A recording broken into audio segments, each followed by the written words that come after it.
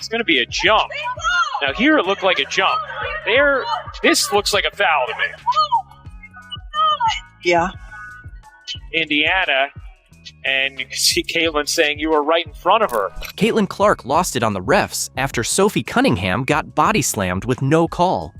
It wasn't just a blown whistle, it was a disgrace, exposing everything wrong with WNBA officiating in the Fever's 78-74 win over the Storm. Yeah. Like, I'm not saying that your job is easy, but when it is a simple call right in front of your face multiple times, what are you doing? What are you doing? What call are you, like, bugged out? All of them. Just everything? Like, it's just like they're just so inconsistent. Like, that's my thing. Like, if you're on the other team and you're going to be found this shit at me, yeah, cool. But let me do it to you. Let you, yeah. You know what I mean? You want Like, consistency then. yeah, like just give. And I think that's players across the league and like new fans across the country. Like, everyone's like, what is going on with the refs? And I'm like, I don't know. Sophie grabbed the rebound and was calmly holding the ball until a Storm player slammed her like it was Sunday Night Football. The ref? Front row seat? Did nothing. Just stood there like he was watching a backyard barbecue. Now, am I ever advocating for players to throw other players on the ground? No, like we've seen so much of it throughout the WNBA. He watches this happen right in front of him. There's so much contact on the play and he does nothing. He doesn't blow his whistle. He doesn't stop the play. He doesn't call a foul here. That's when Caitlin Clark, sidelined for the 7th straight game with a groin injury, finally snapped. She'd had enough.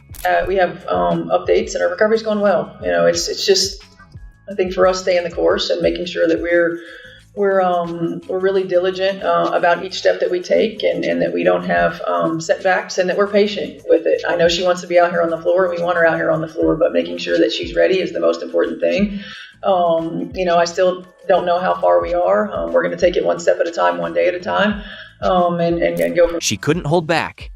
You were right in front of her. Why did you change your mind? Clark shouted, her voice echoing through the arena, saying what every fan was thinking. The incompetence was unreal. I don't even know what the players can do because the players aren't being protected. And I know so many of the times, like, we're talking about this when it comes to the Indiana Fever, but this does happen across the league. There are many plays that we could pull up. Do you guys have any suggestions on what can actually be done? The coaches get fined when they call them out to the media. Like, this is a top-down issue. This is a commissioner's issue. This officiating mess isn't just a bad night. It's the WNBA's biggest crisis. And Caitlin Clark's outrage? It's become the rallying cry for a league on the brink. The officiating in the WNBA, I kind of already went off on it, but it's just atrocious.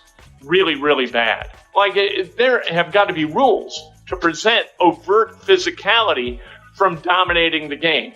And that's what we've got. We've got it in the NBA. We've got it in the WNBA. Nobody wants to call a bunch of fouls, but these officials don't know what a foul is and a foul isn't. They can't even tell when a ball goes out of bounds. Like, you've got 2 million plus people watching some of these games. You have got to have a correctly officiated product, or at least confidently officiated product, and competently officiated product. WNBA officiating is in freefall, and everyone sees it. Blown calls keep stacking up, while Sophie got fined $500 for a TikTok mocking refs. Meanwhile, real hits go unchecked. Commissioner Engelbert shrugged it off. But this isn't about losing, it's about player safety and respect. This year, it's not just Caitlin Clark. If you wear that Indiana Fever jersey, consider it done. The refs are not going to be fair, and they are going to cheat and do whatever it takes to do what the higher-ups say. Even the league's biggest names are fed up. Becky Hammon's been losing it publicly. Kelsey Plum shows up to pressers covered in scratches, asking how she got mauled for 40 minutes and only shot 6 free throws. And I got scratches on my face, I got scratches on my body, and these guards on the other team get these ticky-tack fouls, and I'm sick of it. I get fouled like that every possession. Ricky gets fouled like that in the post all the time, and they don't call it, and I don't know what else to do. Like, it's really frustrating, though. I'm like, I feel, I mean, there's multiple shots at the end of the game, either go into the third, into the fourth, where they're just coming and swinging, and they just don't call anything. Amid the chaos, one player rose above it all. Sophie Cunningham. She delivered another clutch performance, proving she's the Fever's go-to star with Caitlin Clark still sidelined. Gabby Williams storms inside, can't finish it, follows it up into the arms of Bibby, just signed for the rest of the season by Indiana. Been a perfect fit at the stretch 4. Cunningham connects on a 3. Hey, just look at her frame, 6'6" and super long. Cunningham connects on another 3. She lit it up with 17 points on 5 of 6 shooting, including 4 of 5 from deep. And yep, she was the only Fever player to hit a 3 all game. Big games from Sophie Cunningham, the only player on the Indiana Fever to make her 3 tonight. The Indiana Fever were 4 of 21 from downtown, and Sophie Cunningham hit all 4 of those 3s. 17 points. And the difference between this and the Lynx game, which was Sophie Cunningham's last really good breakout game, this wasn't late. This was, we're struggling offensively. Somebody needs to come through, and Sophie Cunningham came through for us. Sophie's no fluke. She's been on fire.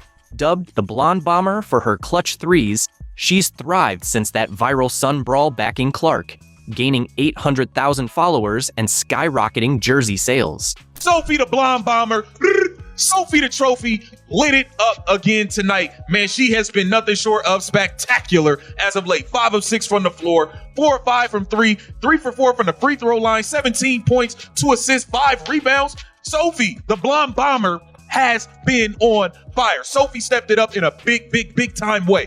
That is what you need. When your best player is out, you need the ancillary pieces to step up and deliver. And that is what Sophie Cunningham has been doing for Sophie's rise from enforcer to star has been a season highlight. Now the Fever's most reliable scorer, she's a fan favorite. But even her heroics couldn't stop another near collapse of a 12-point lead. The Fever did everything possible to blow a game, but still come out with the win. That was a near epic level collapse, folks. Wow, it should have never gotten that close. Lexi Hall, Stephanie White waited till the very last minute to put Hall in on defense. She should have been in there from 2 minutes in, 2.5 minutes in on defense. They could not seem to get a big rebound to save their life, and this almost turned into a disaster. The Fever were rolling, up 55-42 in the third behind Sophie's hot streak. But the moment they relaxed, everything unraveled. It's like they're allergic to success without Clark. Seattle closed the quarter on a 10-2 run, slicing the lead to 4, and just like that, a sure win turned into a full-blown nail-biter. The Indiana Fever just almost pushed me to a heart attack. The Indiana Fever nearly blow a 12-point fourth quarter lead. We allow the Seattle Storm to go on an 11-0 run in the fourth quarter. Stephanie White, I keep telling y'all, I don't trust her. I'm sorry. We give up a 11-0 run within the last 4 minutes to let this team cut the lead down to 1. The fourth was all nerves. Seattle cut it to 73-72 with 3 minutes left, and every Fever fan felt the panic. This team just can't close games, and it's costing them. Boy, they almost blew it. Nonsensical whistles to stop runs, or how about blowing a whistle to stop the other team's run? Coming out in the second half, I will never back off of this. When you come out in the second half and you start losing leads, that is a coaching issue. I don't care what sport you're in. All right? Because what that tells you is the opposing coach went into the second in the halftime, made adjustments.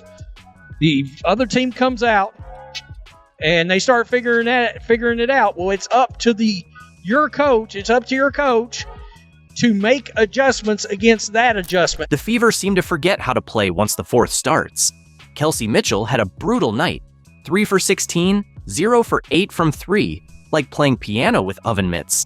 Luckily, Aaliyah Boston stepped up big. She dropped 16 points, 12 boards, and a clutch 9-point run that saved the game. Kelsey Mitchell could not get it going today, and I told y'all, she is a roller coaster. You got to remember, she went off versus the Sky, then she was, 8 for 24, then she had a good game, then she was down again, then last game she was up, this game she's down again at 3 of 16. This is Kelsey Mitchell. She's a roller coaster. She's a roller coaster. She gave you 9 points on 3 of 16, shooting 0 of 8 from 3. Here's Boston. Boston, good look inside. Howard lays it in. Nobody in the league at 6'4" or taller averages more assists than Aaliyah Boston. Well, what happens off a deflection from a defensive player if it hits the rim? Shot clock still would reset. It doesn't have to be a shot. As Howard somehow spins that in, plus the foul. Boston's resurgence came right on time. After struggling without Clark, she's finally back to form, dominating the paint, locking in on defense, and giving the Fever hope. With Sophie handling the scoring, Boston's aggression has become one of the few bright spots in a chaotic season. I mean, AB's been huge for us. She's really been the key. She came into this league predominantly playing on the low block, getting a lot of post touches when she was in college and her rookie year. And then, last year, her first year with Caitlin, playing a lot in the two-man. And then this year, we're asking her to be a facilitator as well. A hub for us on the offensive end of the floor while being more versatile on the defensive end than she probably has ever been. And she's just continued to step up to the challenge and grow and be better. She's really the rock of our team. Veteran leadership has kept Indiana afloat, and Natasha Howard's been key. She dropped 21 points and became the team's steady anchor amid the chaos. Smart finishes, high IQ, zero ego, just consistent pro-level execution. In a league full of spotlight chasers, Howard's discipline is a rare and needed presence.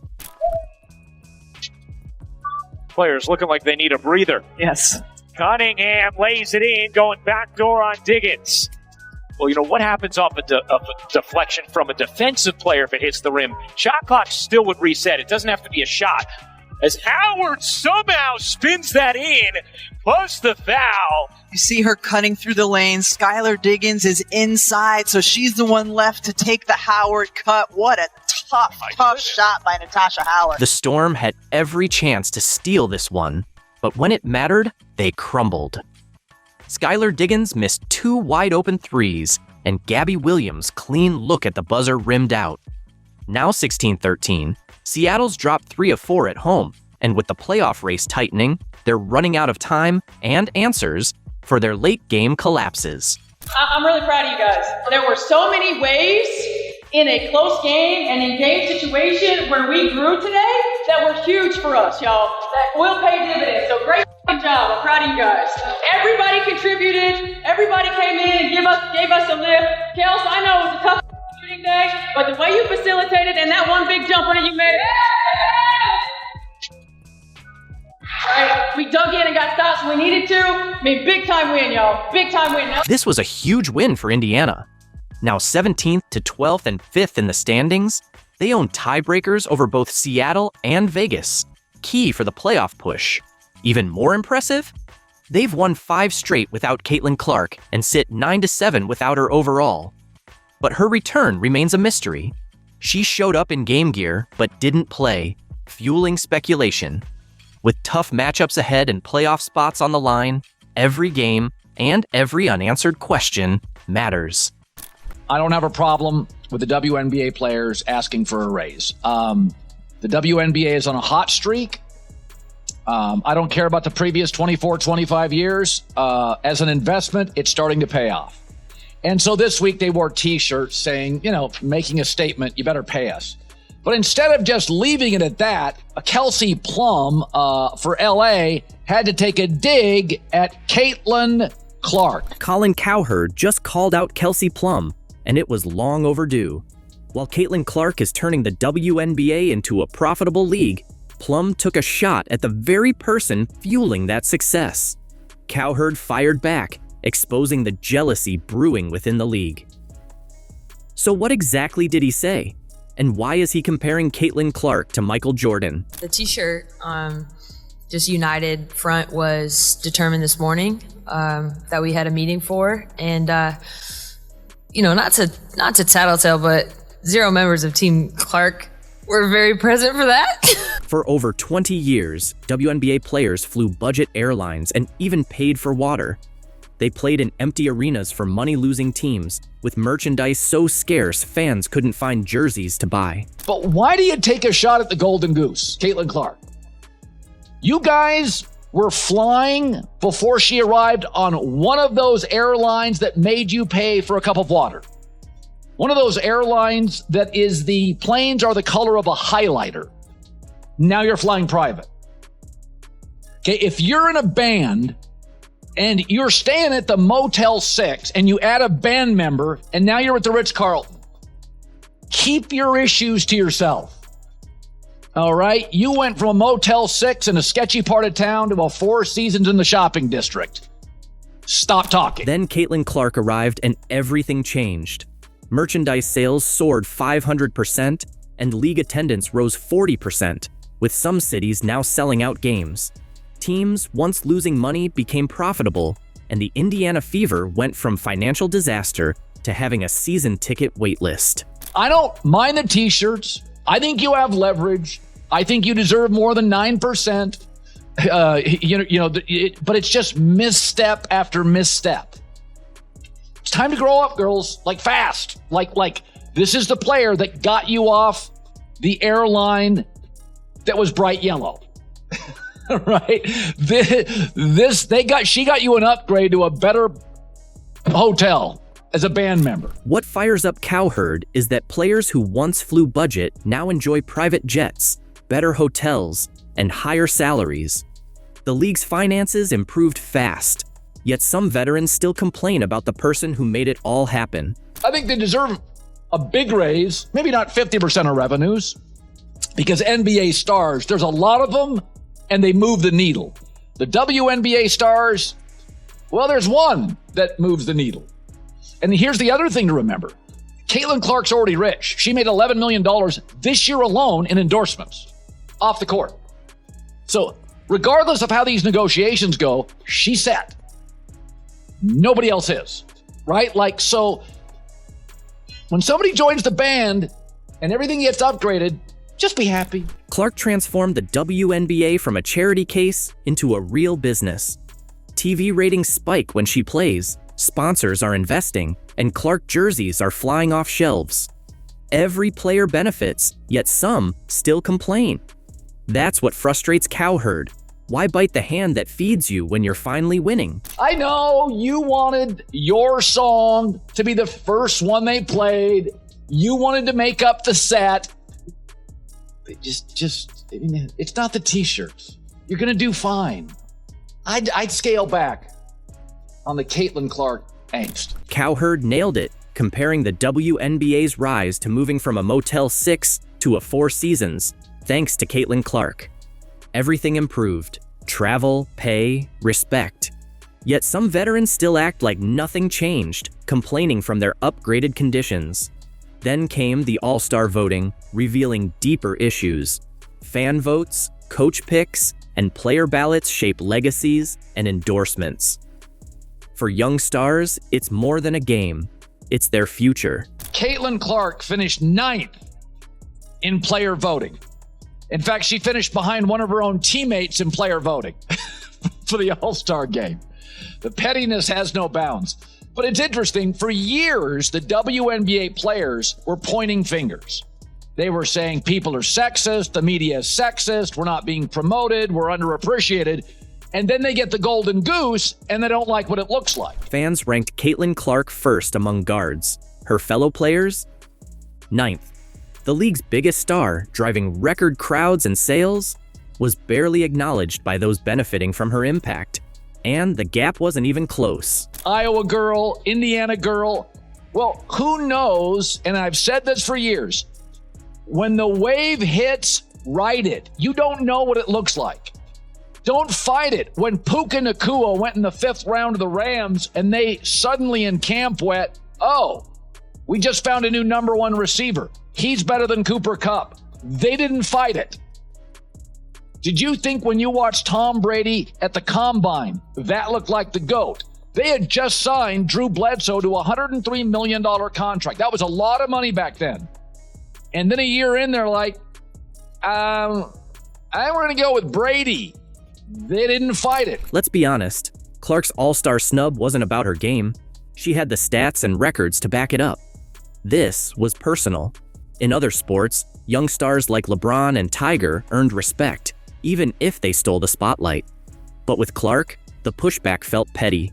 Cowherd called it out. Some WNBA players weren't appreciating the one who transformed their league. Instead of backing the Golden Goose, they worked against their own success.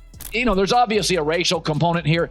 The WNBA players, they just don't like what the Wave looks like. They wanted to fly private. They wanted to be more popular.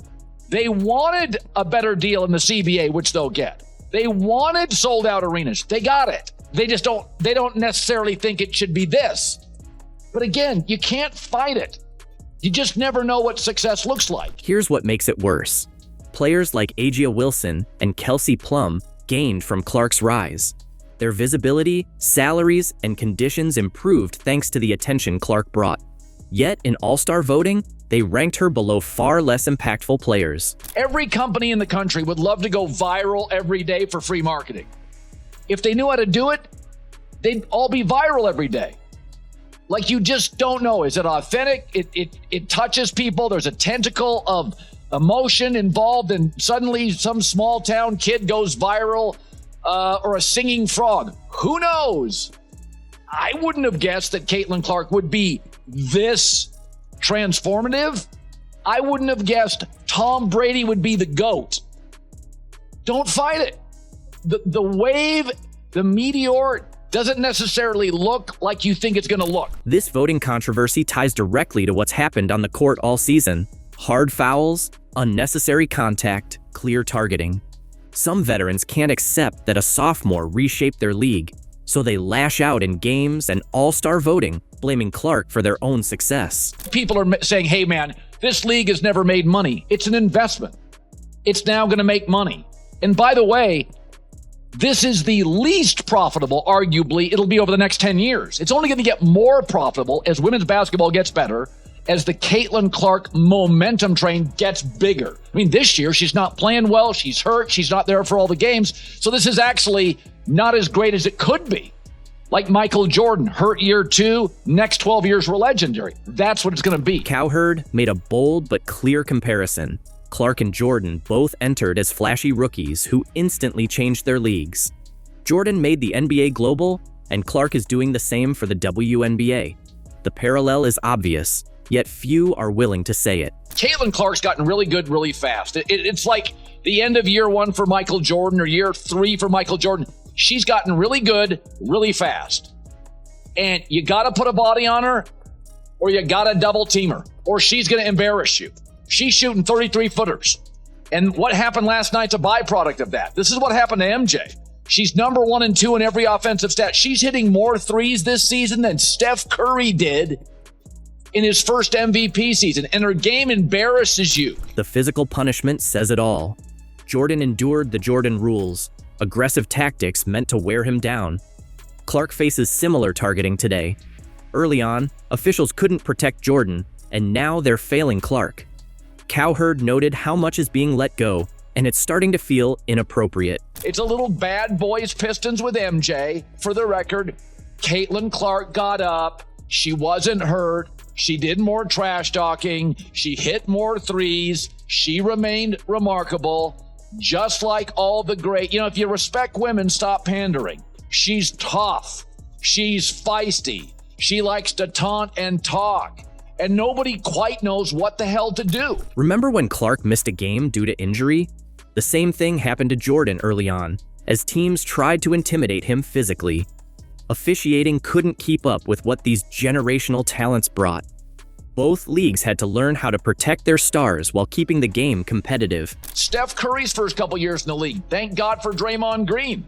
And by the way, this league, they knew what they were getting into, right? Like, and I'll get to this in a second, but they brought Sophie Cunningham over in a trade for a reason. She's the youngest black belt in the state of Missouri's history, 6 years old. They brought her over to protect Caitlin Clark because they saw this puppy coming. The league doesn't quite know what to do, but the Fever did. And so, again, you got to put a body on her. You got to get physical. Both teams brought in enforcers. The Bulls got Charles Oakley for Jordan. The Fever signed Sophie Cunningham for Clark. Cowherd noted it's no coincidence. The Fever knew, like the Bulls did, that protecting a transformative star is just smart business. If you go look at the history of basketball, high school, college, WNBA, NBA, if there's an offensive player and they're humiliating you, Steph, Shaq, MJ, Caitlin, what do? You can't trap her, she'll dribble through it. You gotta put a body on her. You gotta double team her. You try to get in her head with trash talking. It's not working at all. It's the ultimate compliment, in my opinion. Merchandise and TV ratings tell the same story. Clark is a dynastic TV ratings changer, just like Jordan was as a rookie. Both became instant must-watch stars. The WNBA is seeing the same surge the NBA did with Jordan. But here's the uncomfortable part. Both faced resentment from veterans who felt overshadowed. Clark's All-Star snub proves that resentment is still very real. And so the first year Caitlin Clark was in the WNBA, they were hazing her. They're not hazing her anymore. They're just trying to figure out how the hell to stop her. Okay, it's not hazing. It's, all right, traps, pressure. So the Fever saw it coming. They went and got Sophie Cunningham, 6-year-old black belt. This is what the Bulls did with Charles Oakley to protect Michael Jordan. The college popularity factor ties it all together. Jordan's North Carolina fame fueled the NBA's rise. Clark's Iowa stardom is reshaping the WNBA. Both brought huge college fan bases into the pros. Cowherd believes these early challenges will only make Clark stronger, just like they did for Jordan. The WNBA's future depends on embracing, not resisting, this change. I think we actually might have just seen the worst call in the entire history of sport. And,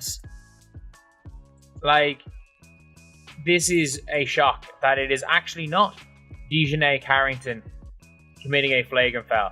DeJounte Carrington got flagrantly fouled. DeJounte Carrington is rapidly becoming one of the WNBA's most disliked players.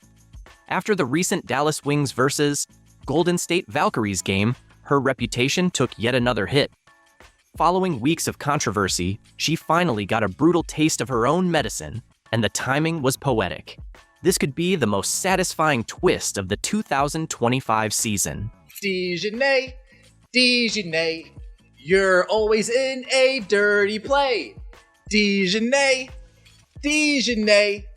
once again, here we are today. Oh, DeJounte. WNBA officiating has been questionable all year, but Carrington seemed immune, avoiding the harsh calls others, especially Caitlin Clark, faced weekly. That changed in the Golden State game, when for the first time, the ref's infamous incompetence hit her. And just like that, the tables turned. So the ball gets swung, Janelle Salon shoots the ball. It's coming out. So, DeJounte Carrington is just shielding the ball out of bounds. She's just shielding the ball out of bounds, as you do. And Tiffany Hayes tackles her to the ground. With under 2 minutes left and Dallas down 3, Janelle Saline missed a deep shot, triggering a scramble for the rebound. Carrington chased the ball, but wisely let it roll out to secure possession. It was a veteran move, until chaos erupted. Tiffany Hayes, charging like a freight train, slammed into Carrington from behind. Both crashed to the floor. It looked like a clear foul on Hayes, reckless and out of control. Hayes does not look nor play like she's 35. Okay, she be bringing it to them girls each and every night. She got that, acting like that face harness, okay, like to protect her face, her eyes, her nose, whatever that is. She be look like a dominatrix to me. I'd be like, bro, who is that? She looks like, it's giving Scarecrow. Or like a Black Raven vibe, okay, like a hawk. And she looks like a bird of prey, okay? And that's how she plays. She plays like a bird of prey, while the other girls in the court are just worms to her, okay? They are bird food, because she be cooking and eating everybody. Yet, somehow, the refs called the foul on Carrington. That's right. The player who had pulled back and was standing still got blamed, and the disbelief was instant and widespread. Even her critics were baffled, questioning what kind of Twilight Zone the officials were operating in. And was able to draw a foul. I'm like, what is this? I mean, she almost deleted freaking DeJounte. I thought, I was really gravely concerned for DeJounte Carrington's life and health. I'm like, did y'all not just see Tiffany Hayes just throw her body up against her and slam her to the ground? This is crazy. Literally slammed her. DeJounte Carrington got pushed into a freaking old white man's lap because of Tiffany Hayes. jumping on her like she ain't got no sense. Here's where the script flips and karma kicks in. Normally, a call this bad would spark fan outrage and demands for accountability. But this wasn't just any player. It was Dejanay Carrington. Instead of anger, fans responded with applause. The online reaction was swift, brutal, and crystal clear. She had it coming. Skylar's going down for a fast break layup. Dejanay winds up and smacks her across the head, and Skylar is on the ground having a hard time getting up. But this was something where people are saying, okay, Dejanay, this is happening a little bit too much for my liking. These hard fouls, these reckless plays are happening a little bit too much, and I want to show you guys one more play that was also in that game that actually injured Gabby Williams. Now, if you watch here, Gabby Williams is going up for a little mid-range jumper. Dejanay jumps to try to block her, and she comes down to where Gabby Williams doesn't have enough landing space. So she lands in her landing space, and then Gabby Williams rolls her ankle. The comment section wasn't sympathetic. It was a celebration. Fans who'd watched Carrington jab Caitlin Clark, commit dirty fouls, and play instigator were thrilled to see her finally get a taste of her own medicine. Comments like, "That's karma, now she knows what Caitlin's dealt with all season," flooded in. It wasn't just justice, it was a full-on dunk on her reputation. That call on Dejanay when Tiffany literally flew over her, wild. And then if you saw Paige's face when it was like, I think like 55 seconds left on the clock or something like that, and the coach was like giving them the next play. Bro. The reaction was so lopsided, it became a story itself. Despite being the clear victim of a bad call, no one cared. The public had already judged her. That's the price of building a brand on dirty play. When something unfair happens, no one defends you.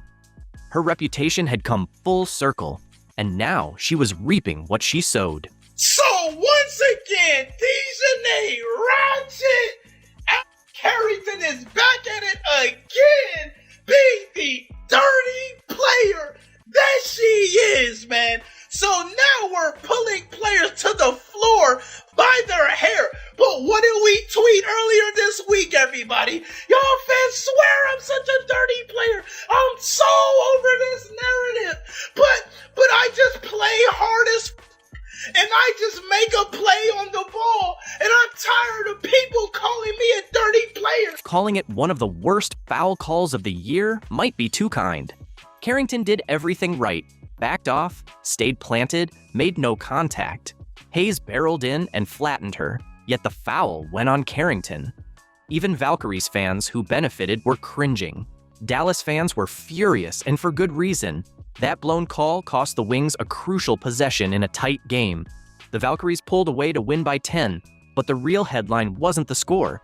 It was that ridiculous call. Instead is Dallas ball. But do you know what another referee called?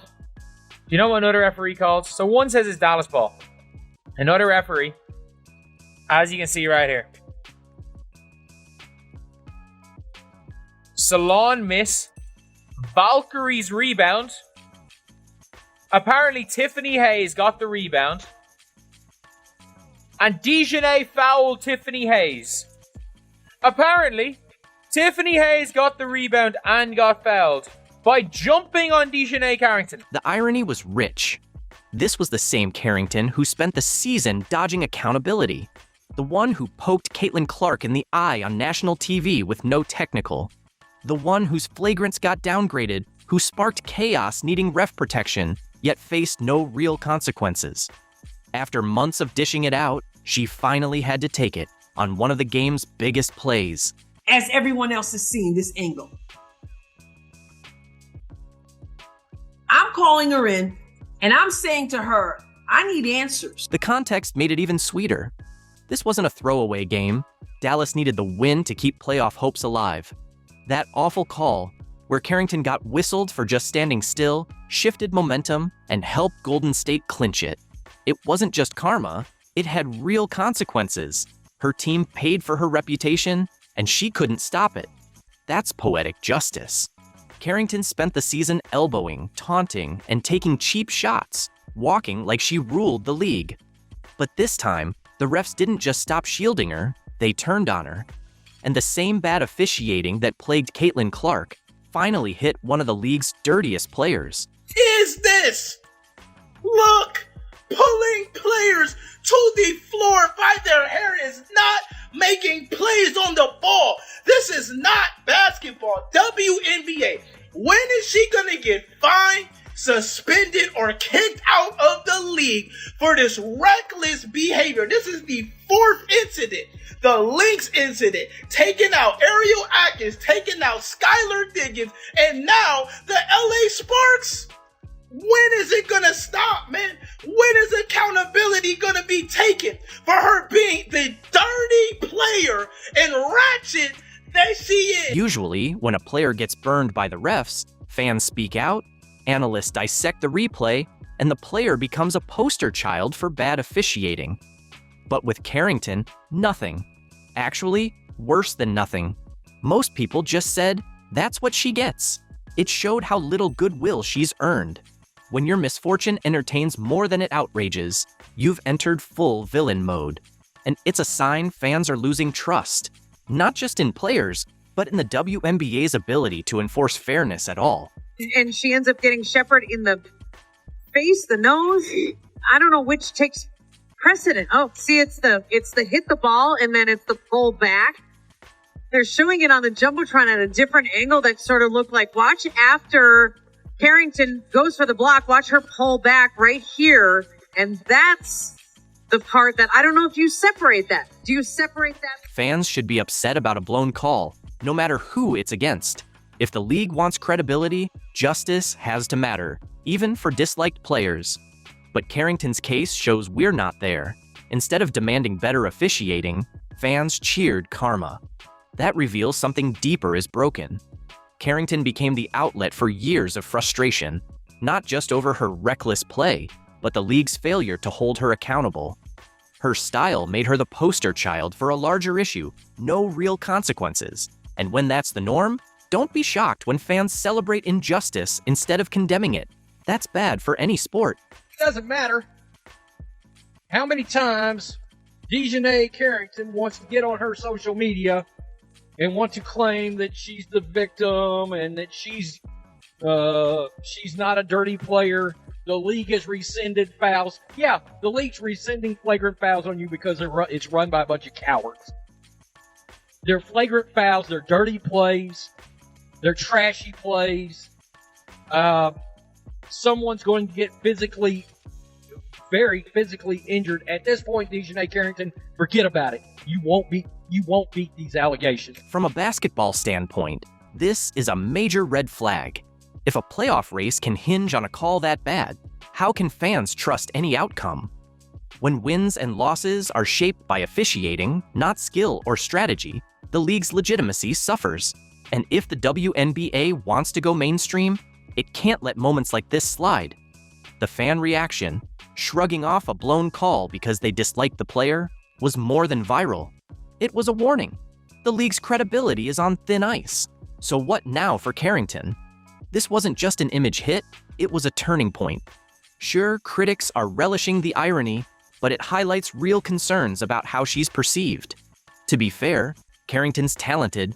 She earned most improved, her defense is elite, and her offense has grown. But none of that matters if it's drowned out by controversy. When even your own fans won't defend you after a bad call, it's time for a reality check. Her reputation is now hurting more than helping. Sophie Cunningham is going viral right now for a TikTok video she made. Sophie Cunningham gets fined $500 by Kathy Engelbrain for making this slick TikTok. $500 is absolutely hilarious. Once again, the WNBA has crossed the line. Sophie Cunningham actually posted this herself, stating, "I got fined $500. Sophie Cunningham didn't get fined for a foul or a heated reaction. She got hit with a $500 penalty for saying what fans have been yelling all year. WNBA officiating is a joke, and she had the guts to call it out. Fans, they're responding to this video because she's calling out WNBA officiating, WNBA refs. Cunningham posted the video 6 days ago. It shows her lip-syncing lyrics from Sabrina Carpenter's song Man-Child. The caption to the video is, "At some refs." stupid?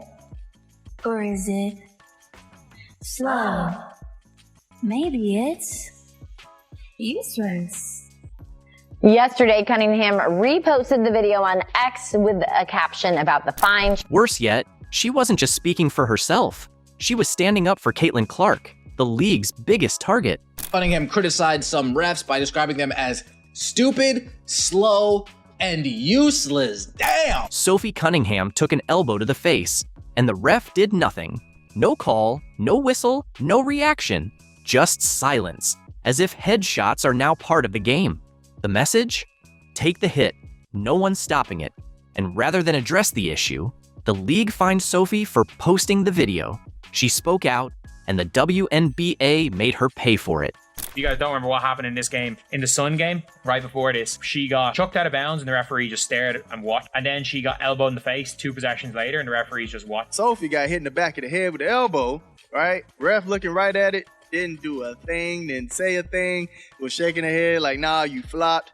That is crazy work. This wasn't just about a TikTok. It was a warning, a clear message to silence anyone daring to speak up, especially for Caitlin Clark, who's taken hits and cheap shots all season while refs look the other way. At some refs. Stupid, slow, useless. Oh my goodness, man. Following play, Sophie Cunningham breathes on a player, gets called for a foul. Referees were definitely not doing Sophie any favors that game and purposely ignoring, dare I say, flagrant fouls. Elbowing somebody in their shoulder, elbowing somebody in their neck, face area. Yeah, that's a flagrant foul. There's no other way to slice it. Sophie's message hit hard because it was true. And it echoed what Indiana Fever players have felt all season. Rough play, targeted fouls, and zero protection.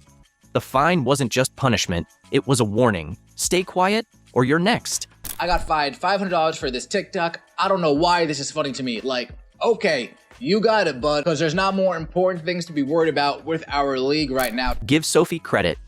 This wasn't just a rant, it was leadership. Honest, raw, and real.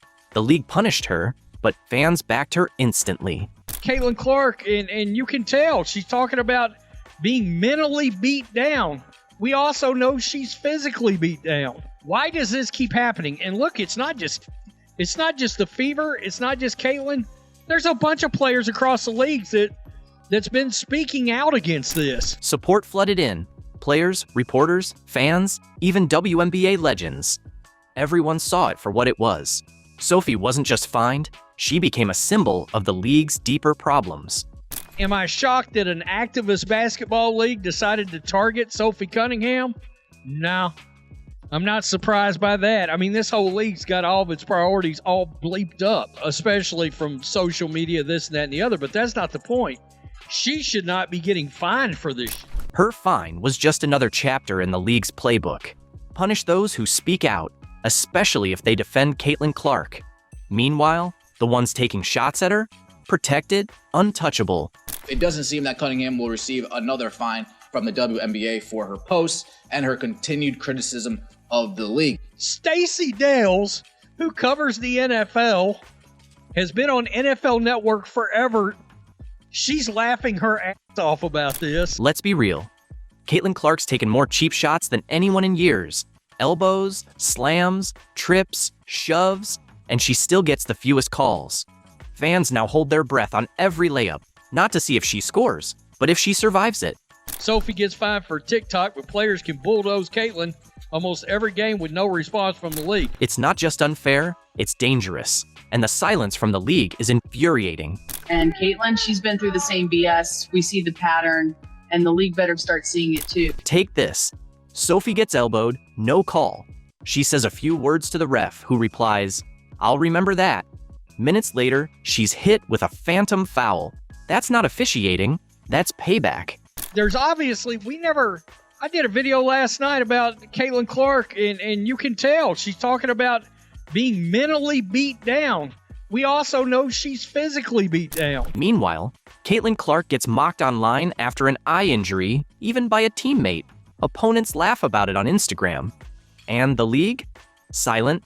No fines, no action, nothing. When Caitlin Clark returns, she's not getting abused and the referees are keeping their mouth shut. It's going to take somebody on the team to consistently speak out because we know damn sure the coach is too scared to get fined. Oh, you guys going to fine me again? This is the game that after pushing and shoving for a jump ball, she says 2 words to the referee. The referee says, oh, I'll remember that. Following play, Sophie Cunningham breathes on a player, gets called for a foul. Referees were definitely not doing Sophie any favors that game. This is the double standard fans are fed up with. When last year, after Caitlin Clark got poked in the eye, dirty Dejanay Carrington and Alyssa Smith got on IG and made us mocking Caitlin Clark. Caitlin Clark is the WNBA's biggest draw, breaking viewership records, selling tickets, driving revenue. She's the league's engine, yet they won't protect her. Worse, they punish those who try. That's why Sophie's fine matters. She didn't just challenge a bad call, she exposed a broken system. The league isn't protecting stars, it's protecting its story. Caitlin Clark has changed the game. She changed it in college and in the WNBA. The country has fallen in love with what we have created. And America, here's the girl next door, all grown up, Caitlin Clark. Caitlin Clark has captivated the nation, breaking scoring records in college and bringing women's basketball to a whole new audience. She is a phenomenon. Sophie didn't start drama. She posted a video after taking an elbow. That alone got her fined. Meanwhile, players rough up Caitlin Clark without consequence. Fans see it. Even casual viewers spot the double standard. Sophie gets punished for a TikTok, but others can flatten Caitlin and joke about it online.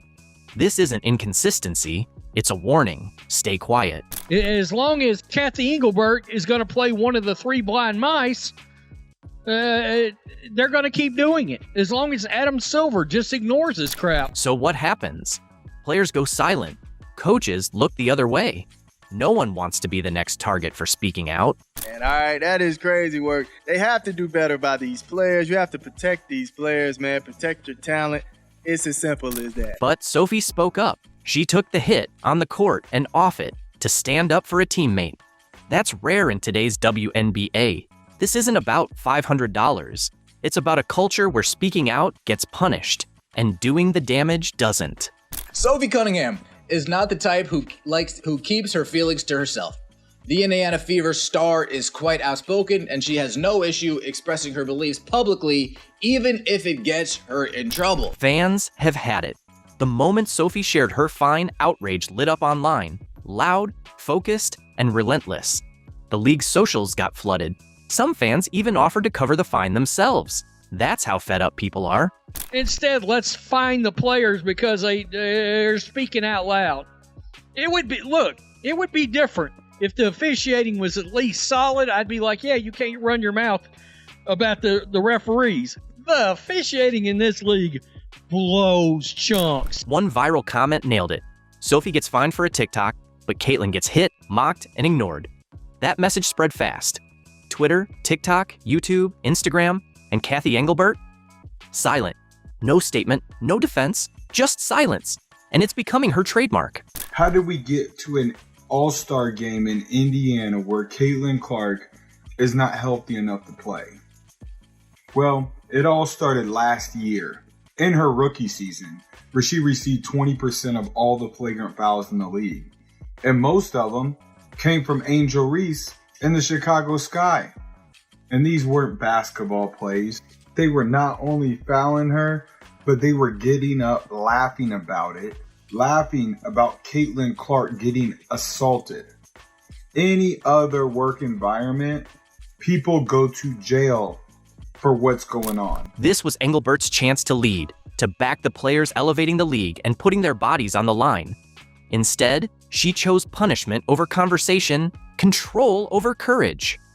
Now, fans aren't just angry, they're disillusioned. And last year, I noticed how much it was just Caitlin Clark. Caitlin Clark was taking all the hits. Caitlin Clark was taking all the abuse. But this year they've added Sophie Cunningham. She gets more flagrant fouls on her than anybody in the league besides Caitlin Clark. And Aaliyah Boston, she's been taking hits as well. But the worst thing is the consistency. So they don't call flagrant fouls, or most of the time, Caitlin Clark could be held for an entire game at a time. They don't call fouls. They don't call common fouls. But then when it's the Indiana Fever, guess what? Touch foul here, touch foul here. They call absolutely nothing. Let's not forget, Caitlin Clark is the reason the WNBA is even part of the national conversation. She's breaking records, making headlines, and drawing eyes to every game, hers or not. So when she gets hammered with no call, and those who defend her get punished, the message is loud and chilling. The league doesn't care about its biggest star. A bunch of players and coaches of the last few days have complained without being fine-worthy about officiating. I just want to see about your thoughts on if officiating is an issue and how it can be improved, because clearly there seems to be problems or disconnect between what players and coaches feel and what officials are actually calling. This was the WNBA's moment to prove it values fairness over optics, players over PR. Instead, it chose silence, and now it's paying the price.